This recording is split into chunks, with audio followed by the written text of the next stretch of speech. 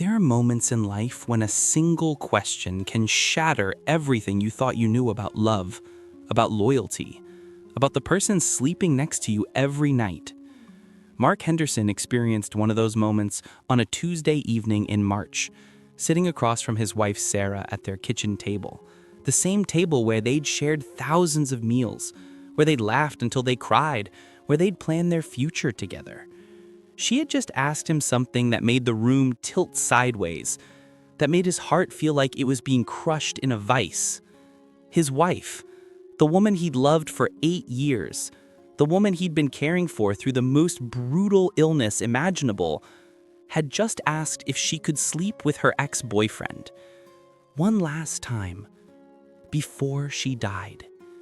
I need you to understand something before we go any further into this story. This isn't a tale about a villain and a victim. This isn't about good and evil.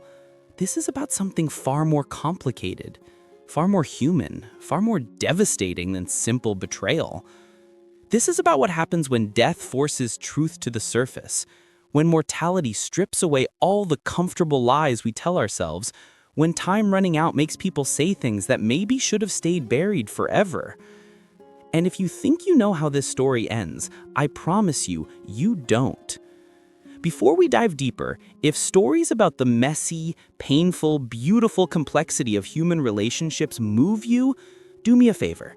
Hit that like button, subscribe to the channel, and drop a comment telling me where you're watching from. Because this story is going to take us to some dark places, and I want to know I'm not walking through them alone. Trust me when I say you'll want to stay until the very end, because what happens in this story will change how you think about love, about forgiveness, and about what we owe each other when the clock is running down. Let me take you back to the beginning, to when Sarah and Mark were just two people who found each other in the chaos of life and decided to build something together. They met at a mutual friend's barbecue 7 years before that terrible March evening. Sarah was 28, working as a graphic designer, with dark hair that fell past her shoulders and a laugh that seemed to light up whatever room she was in. Mark was 30, an accountant who everyone described as steady, reliable, the kind of man who showed up when he said he would, who remembered birthdays, who didn't play games. He wasn't flashy. He wasn't the type to sweep anyone off their feet with grand gestures, but he was solid. And after years of dating men who couldn't commit, who disappeared when things got difficult, Sarah found his steadiness intoxicating. Their courtship was gentle, easy. Mark would text her good morning every single day. He'd bring her coffee at work when she was on a tight deadline. When her car broke down, he didn't just offer advice. He showed up with tools and fixed it himself, grease under his fingernails, refusing payment. They got married on a crisp October afternoon 3 years after they met, surrounded by family and friends who all agreed they'd never seen two people more perfectly suited for each other. Sarah's maid of honor gave a speech about how Mark had tamed the wild heart that had run through so many relationships before him. Everyone laughed. Sarah laughed too, but Mark noticed something flicker across her face, something he couldn't quite read. Something that disappeared so quickly he convinced himself he'd imagined it. The first 4 years of their marriage were good. Not perfect, no marriage is, but good. They bought a small house in the suburbs, Sarah's design business grew, Mark got promoted to senior accountant. They talked about having children, maybe 2, definitely before Sarah turned 35. They had movie nights every Friday, took road trips on long weekends, and had a tradition of making elaborate breakfasts together on Sunday mornings. Mark would do the pancakes, Sarah would handle the eggs, and they'd stand side by side at the stove, bumping hips, stealing kisses, being the kind of couple that made their friends simultaneously envious and nauseated. Then came the diagnosis. Sarah had been feeling tired for months, brushing it off as stress from work, but the fatigue got worse. Then came the unexplained weight loss, the night sweats, the persistent cough she couldn't shake. Mark practically dragged her to the doctor. The tests came back with words that felt like bullets. Advanced stage cancer. Aggressive. Already metastasized. The oncologist, a woman with kind eyes and a gentle voice, explained their options in terms of months, not years. With treatment, maybe 18 months. Without it, maybe 6. Sarah chose treatment. She chose to fight. And Mark became something more than a husband. He became her nurse, her advocate, her everything. He took a leave of absence from work. He drove her to every appointment, held her hand through every infusion of chemotherapy that made her violently ill. He cleaned up when she couldn't make it to the bathroom in time. He held her while she sobbed in the shower, her hair coming out in clumps in his hands. He learned to cook 20 different meals that were gentle on her stomach. He researched clinical trials, alternative treatments, anything that might buy them more time. Through it all, through the absolute worst that life could throw at them, Mark never complained. Not once. He'd lie next to her at night, stroking her back when the pain was too much for her to sleep, and he'd whisper promises in the darkness. Promises that they'd beat this. Promises that they'd grow old together. Promises that this was just a chapter, not the end of their story. And he believed it, every word. But the cancer didn't care about promises or love, or how desperately Mark was willing to fight for more time. After 14 months of treatment, Sarah's doctors sat them down and delivered the verdict with their impossibly gentle voices that the treatment wasn't working anymore. The cancer had spread too far, too fast. They could continue with palliative care, keep her comfortable, maybe buy another 6 to 9 months, but recovery wasn't on the table anymore. Sarah was going to die. Mark remembers that night with crystalline clarity. They drove home in silence, neither of them able to speak past the grief clogging their throats. Once inside their house, they held each other in the hallway for what felt like hours, just breathing, just being, trying to memorize what it felt like to have this moment before the countdown clock became too loud to ignore. That's when Sarah started talking about her list, her bucket list. Things she wanted to do, see, experience before the end. Mark encouraged it.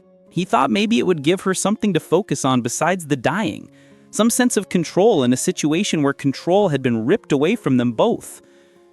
She wanted to see the ocean one more time. They went to the coast, spent 3 days watching the waves, collecting shells, making memories that Mark photographed obsessively as if enough pictures could somehow preserve her. She wanted to reconnect with old friends. They hosted small gatherings, intimate dinners where Sarah could say goodbye without actually saying the words. She wanted to write letters to people she loved, leaving pieces of herself behind. Mark bought her beautiful stationery and gave her space to pour her heart onto paper. And then came the request that destroyed everything. It was a Tuesday, unremarkable in every way except for what it would become. They'd had a quiet day. Sarah had been feeling relatively well. Her energy was better than it had been in weeks. They'd watched home videos together, laughing at their younger selves, at Mark's terrible dancing at their wedding, at Sarah's awful karaoke rendition of some 80s power ballad. It had been, Mark thought, a good day. One of the good days they were trying to treasure while they still had them. Then, after dinner, as they sat across from each other at the kitchen table, Sarah's expression changed. She got that look she had when she was working up courage to say something difficult, when she was choosing her words carefully. Mark leaned forward, ready to listen, ready to support whatever she needed. He thought maybe she wanted to talk about funeral arrangements. Or maybe she needed him to promise something about after she was gone. He was prepared for difficult. He wasn't prepared for what came next. "Mark," she said, her voice steady but her hands trembling slightly around her coffee cup, "I need to ask you something, and I need you to really hear me, to try to understand where I'm coming from." He nodded, reaching across the table to take her hand. "Anything, Sarah. You know that. Anything." She took a breath, held it, then released it along with the words that would haunt him for the rest of his life. "Daniel called me last week, my ex. We talked for a long time. And I've been thinking about something, and I know this is going to sound crazy, but I need you to hear me out. I need closure with him, Mark. He was my greatest passion, the most intense thing I ever experienced, and I can't stop thinking about how I'm going to die without ever feeling that feeling one more time. I'm asking you, as my husband, as someone who loves me, if you would give me permission to sleep with Daniel. Just once. One last time. So I can have that closure before I die. Mark says that when those words hit him, it was like the world stopped spinning. He couldn't breathe. He couldn't think. All he could do was sit there, his hand still holding hers, trying to process what his dying wife had just asked him. His first thought, the one that came before the hurt, before the betrayal, was simply, this can't be real. This must be the medication talking, or the tumor affecting her brain, or some kind of terrible misunderstanding. But Sarah's eyes were clear. She was lucid, rational, explaining her reasoning like she was presenting a business proposal. She talked about closure, about unfinished business, about how she and Daniel had been this explosive, passionate thing before it all fell apart, before he'd broken her heart so thoroughly that she'd sworn off love for 2 years. She talked about how she'd settled for safety with Mark, how he was everything Daniel wasn't, stable and kind and present. She said she loved Mark, really loved him, but that what she'd had with Daniel was different, more intense, and she couldn't stop thinking about how she'd never feel that intensity again. With every word, Mark felt something inside him breaking, not cleanly like a bone snapping, but messily, like something being slowly torn apart. This woman he'd devoted himself to, this woman he'd sacrificed everything for, this woman he'd held while she vomited from chemo and wiped sweat from her forehead during fever dreams, was telling him that after all of it, all the love and care and devotion, he still wasn't the person she truly longed for. Even now, even at the end, her heart lived somewhere else. He pulled his hand away from hers. His voice, when he finally found it, sounded strange to his own ears, flat and distant. Let me make sure I understand this correctly. You want me to give you permission to cheat on me with your ex-boyfriend because you're dying and you want to feel passion one more time. Is that what you're asking me? Sarah's face crumpled slightly. It's not cheating. If you give permission, it's closure. It's about me having a chance to experience something one last time before I can never experience anything again. Can't you understand that? I have months left, Mark. Months. This is my last chance to feel truly alive. Mark stood up from the table, his chair scraping loudly against the floor. He walked to the window, staring out at the darkness beyond their reflection. His mind was racing, emotions crashing into each other like waves in a storm. Part of him wanted to scream, to rage, to demand how she could ask this of him. Another part wanted to collapse in grief, not just for her impending death, but for what this request revealed about their entire marriage. And underneath it all was a terrible, crushing realization. She had never gotten over Daniel. All these years, Mark had been the consolation prize, the safe harbor after the storm, not the grand love she'd chosen, but the practical love she'd settled for. You know what the worst part of this is? It's not even the request, as insane and hurtful as that is. It's what it tells me about us, about our entire marriage. You called me your greatest passion. You called Daniel your greatest passion. I'm your husband. I'm the one who's been here day after day, cleaning up your vomit, holding your hand through every terrible moment, rearranging my entire life to take care of you. And you're telling me that even after all of that, even now, at the end of your life, the person you're fantasizing about, the person you're longing for, isn't me? It's him. Sarah started crying, trying to explain to make him understand. She said it wasn't about love, it was about passion, about intensity, about wanting to feel that specific kind of alive one more time before she died. She said Mark was everything to her, but this was different. This was about closure with a part of her past that had never been properly finished.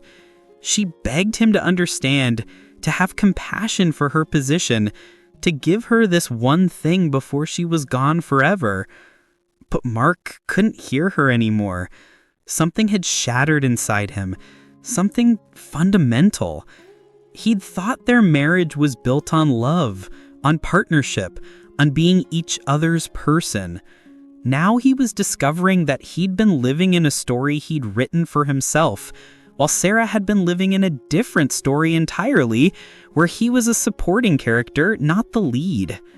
He turned to face her finally, and his voice was calm, which somehow made it more devastating. "I can't do this, Sarah. I can't stand here and give you my permission to sleep with another man while I'm supposed to smile and be understanding about it because you're dying. I've given you everything. Everything I have, everything I am, I've poured into taking care of you, into loving you, into trying to make your last months bearable. And it's not enough? I'm not enough? I've never been enough for you?" Sarah reached for him, but he stepped back. "That's not true. Mark, please, you don't understand what I'm trying to say." "I understand perfectly.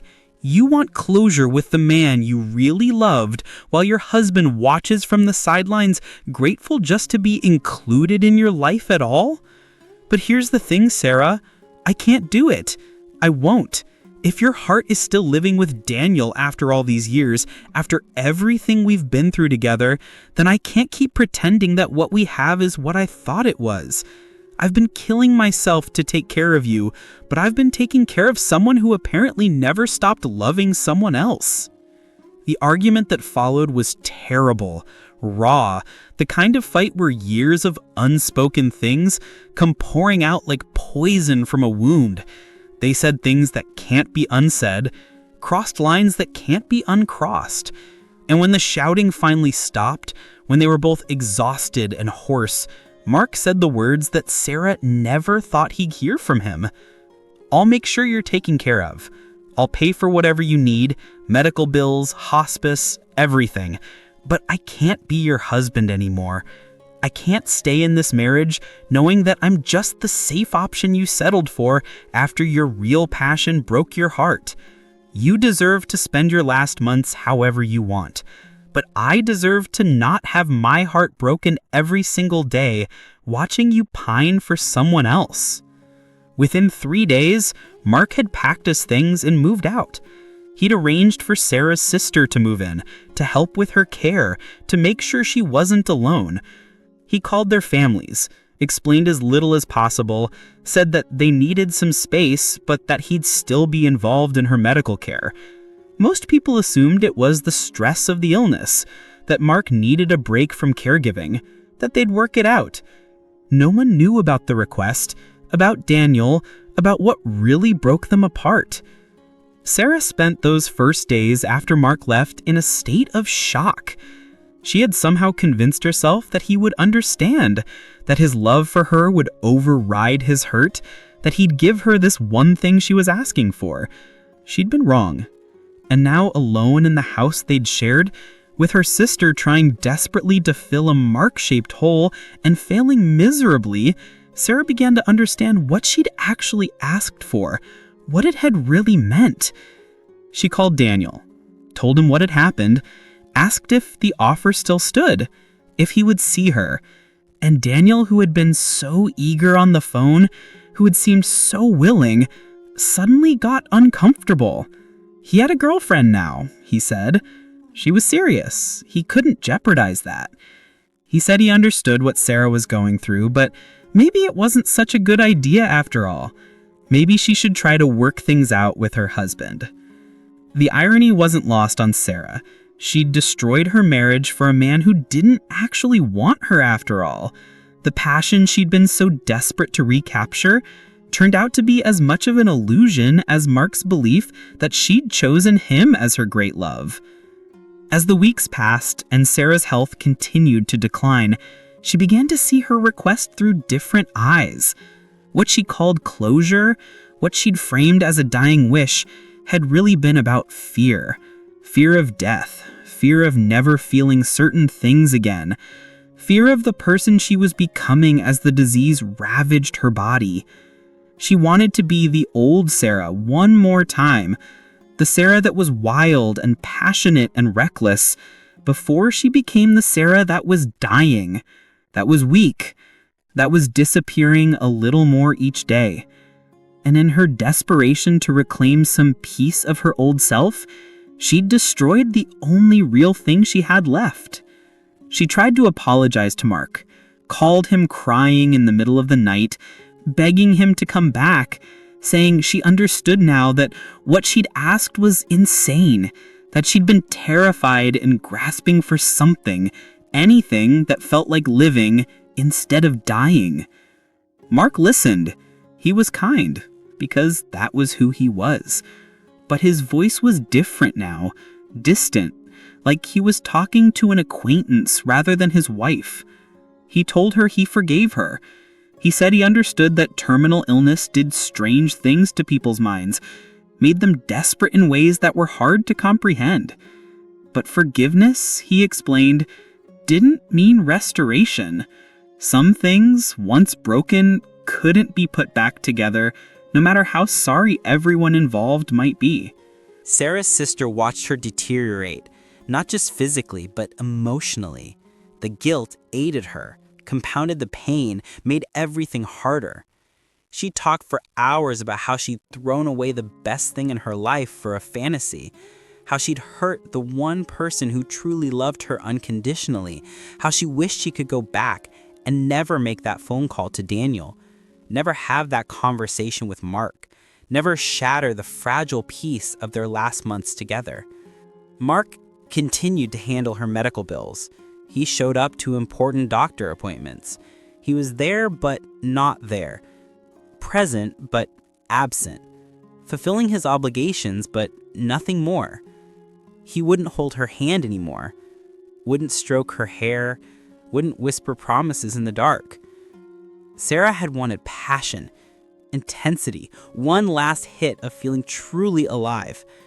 What she got was the cold understanding that the steady, reliable love she'd taken for granted had been the most passionate thing she'd ever experienced, because it was the only love that stayed when everything else fell apart. She died on a gray morning in November, 6 months after that conversation at the kitchen table. Her sister was with her. Her parents were there. Some close friends came to say goodbye. Mark was not in the room. He'd said his goodbye days earlier, a brief visit where they'd talked about practical things, where Sarah had tried once more to apologize, and Mark had gently told her it was okay. Everything was okay. And they both knew he was lying. At her funeral, Mark sat in the back. People approached him with sympathy, with stories about what a devoted husband he'd been, how Sarah had been so lucky to have him. He accepted their condolences with grace, but his eyes were empty. Someone who didn't know the full story might have thought he was numb with grief. People who knew him better could see it was something else. Relief, maybe, that it was over. Or sorrow not just for Sarah's death, but for the death of what he thought they'd had together. The story spread, as these stories do. Not the full details, but pieces, whispers. Enough for people to know that something had broken between them before the end. Some people judged Sarah harshly.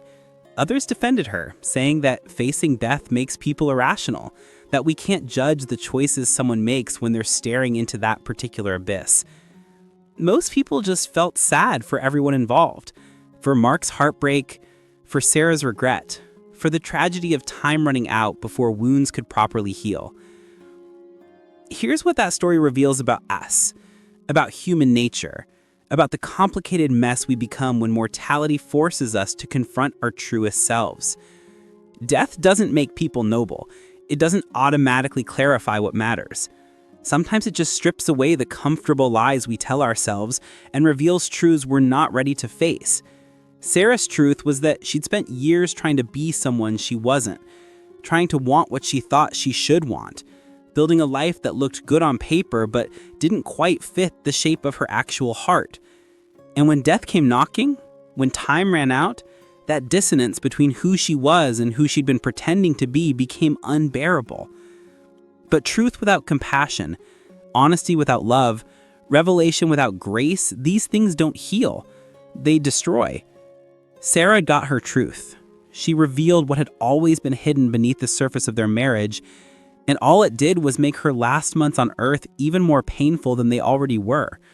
She lost the one person who would have stayed by her side until the very end, not because he stopped loving her, but because she'd asked him to endure the unendurable, to smile through his own heartbreak, to give his blessing to his own betrayal. Mark's truth was different, but equally devastating. He discovered that love, even deep love, even sacrificial love, doesn't guarantee that you're someone's first choice. You can give everything you have and still not be enough, not because of any failing on your part, but simply because hearts want what hearts want, and sometimes what they want is impossible, irrational, rooted in the past rather than present reality. Learning that Sarah had never fully let go of Daniel didn't mean Mark had failed. It meant that Sarah had been fighting her own battle the entire time, trying to build a life with him while mourning a loss she'd never properly processed. The question the story poses, the one that's so painful to contemplate, is whether Sarah's honesty was an act of courage or cruelty. Should she have taken that secret to her grave, let Mark believe their marriage was what he thought it was, protected him from the truth of her unresolved feelings? Or was there something brave in revealing her authentic self, even if that self was messy and contradictory and capable of causing such profound pain? There's no easy answer. Different people watching this will have different responses, shaped by their own experiences with love, loss, and death. Some will say that Sarah's request was unforgivable, that no matter what you're facing, you don't get to destroy your partner's sense of reality and call it closure. Others will say that Mark was unforgiving, that compassion for someone dying should extend to understanding that they're not themselves, that fear and desperation make people say and do things they don't mean. But maybe the real lesson is simpler and sadder than that. Maybe it's just that we're all carrying unfinished business, all haunted by roads not taken, all wondering sometimes what might have been if we'd made different choices. And most of us die with that business unfinished, those questions unanswered, those alternative timelines unexplored. We make peace with it because we have to, because there's no other choice. Sarah's mistake wasn't having those feelings. It was thinking that speaking them aloud, acting on them, would somehow grant her peace. Instead, it just granted her a different kind of pain. The pain of losing love that was freely given, unconditionally, until she asked for something that love couldn't give without destroying itself. If this story moved you, shook you, made you think about your own relationships and what you're taking for granted, do me a favor. Hit that like button, subscribe for more stories about the messy reality of human relationships, and leave a comment sharing your thoughts. Do you think Sarah deserved Mark's forgiveness? Was her request understandable given her circumstances, or was it unforgivable regardless? Would you have stayed or left if you were Mark? These aren't right answers, but they're questions worth asking. Because here's what I know for sure. Death reveals truth. Sometimes that truth is beautiful, showing us depths of love we never knew existed. But sometimes that truth is devastating, revealing fissures and fault lines we'd convinced ourselves weren't there. Sarah and Mark learned that lesson the hardest way possible. And somewhere in all the sadness and regret and shattered expectations, there's something we can all learn about honesty, about timing, about what we owe each other when the clock is running down and there's no time left for comfortable lies.